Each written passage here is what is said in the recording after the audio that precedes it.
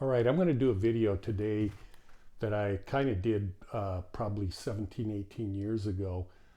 And I've noticed that it's extremely difficult to find out how to do woodwork caulking properly. Or let's put it this way, to where it looks absolutely professional. What's our objective? To make the woodwork look like it was poured from a mold, and it's all just one single piece with no cracks, crevices anywhere. The caulking is done with a caulking gun. Typically, most people use caulking guns, and I have a wonderful caulking gun. But on this intricate stuff like this, I just use this kind of stuff. There's many different brands. But I want to show you something important, because when this starts running out, it's very difficult to squeeze it out. And so I use masking tape to mask it and make it shorter. What the reason for that is so you can squeeze it with one hand. And with these tubes like this, you can control the amount of caulking precisely at how much you want. And more importantly, you don't have this big bulky caulking gun that you're going around and around with. The caulking gun is fine on the outside of house. It's fine on baseboards and stuff like that. But on this kind of woodwork, it's just not the best way to do it. I use the same kind of sponge that tile setters use when they're using sponges like this for the grout and everything. These sponges are like almost indestructible. I've got a 5-gallon bucket here of water that I've got about 2 gallons of water in it. And I keep my sponge, I squeeze the water out as much as I can. This is the thing that most people miss. So I've already caulked all of this. Now I'm going to show you how I do this. I'm going to caulk this one panel, and you can use that methodology on everything. The reason this is a sharp edge here, I cut the damn sponge in half, but that allows me to get inside the cracks and crevices. The cool thing about this is, even though all the woodwork has been vacuumed, there's still dust in there, and the dust will show up in your caulking, and that's not a good thing. Another thing I want to show you that most people don't realize is you think you have to do the caulking real professional, real perfect when you're laying it in there and all that kind of stuff. But really, you don't have to. You can be messy.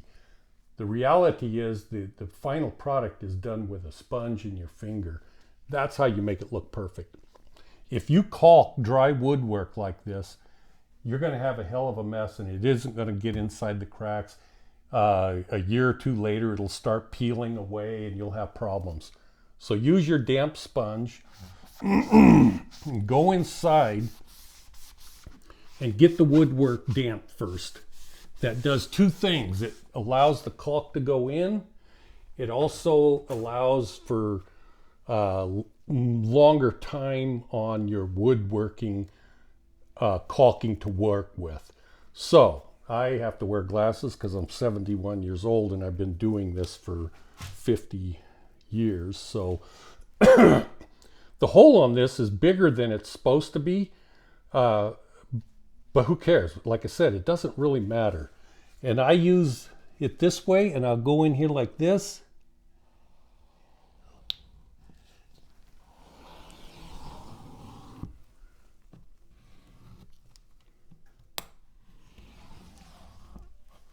And then I'm done with that. Now I use my finger. This is going to make it look messy.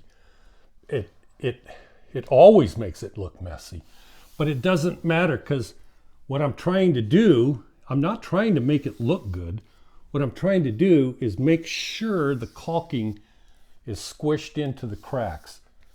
Then I take my sponge, and I could almost do it as a blind man. Like, seriously, it doesn't require massive skill or anything.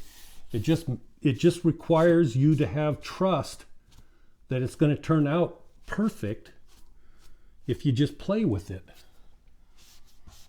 The reason I'm going back and forth is you can't tell, but there's a teeny bit of caulking that is overlaying into the woodwork here. And although it would probably be just fine under more normal circumstances after you paint, I'm a perfectionist. And so I want to make sure it just blends in so perfect that even if you're going to use spray paint on this, I don't want to see an edge. I want it to look perfect. And that's the way you do it. Now I'll do it one more time, but this time I'll use this caulking tube to show you that you just keep, you just keep using it and then use masking tape to get the caulking so that you can use it. Again, just like this. Again, I'm saying that almost a blind person, if you get used to it, can do this and turn out absolute perfection. The caulking dries way faster than you would think it should. And so you don't want to do a whole lot. That's what I'm doing here is about as far as you want to push it. Okay, again, just like this. And I'm using this rounded edge rather than this edge because this edge will pull the caulking out, and I don't want that to happen.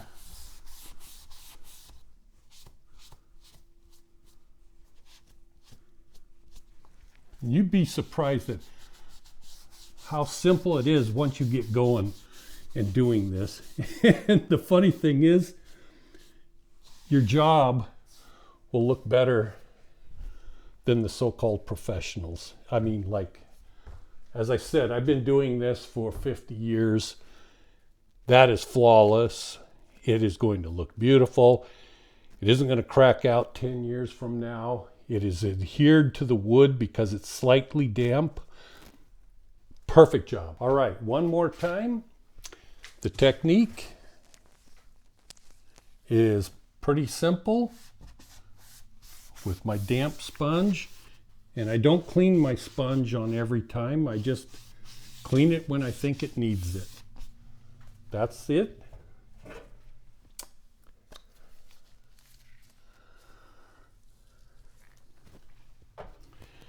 This size hole is just about perfect. It could even be smaller, but that's about where you want it. Again, come in here. You can go slow, you can go fast, you can go whatever you want, whatever you feel comfortable with, but try to maintain as best you can what appears to be a great looking caulking bead. You can go real fast when you get good at it. Again, most people would stop there going, oh my God, that looks great. It isn't great. This makes it look horrible. Look at how messy that is. Oh my gosh, that's horrible. I'm purposely making it look horrible so that you know that if you're a beginner doing this, it's going to look horrible. But in the end, it's going to look perfect. Okay? See all that excess caulking? Now I come in here and I just clean it up like this. Back and forth a lot and I'm not pushing a whole lot of pressure. You can use a lot of pressure if you got to get a lot out. But if you don't,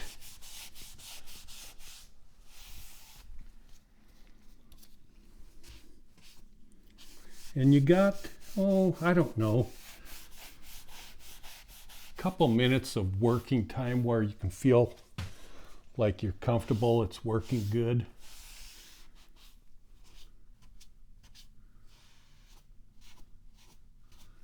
And I'm eyeballing, this is where you eyeball it to make sure all the parts are good. You see how easy that is? I mean, again, absolutely perfect. Didn't matter how much caulking or how little caulking I put in there, because this is what makes it look perfect. That's as simple as it is. This is to show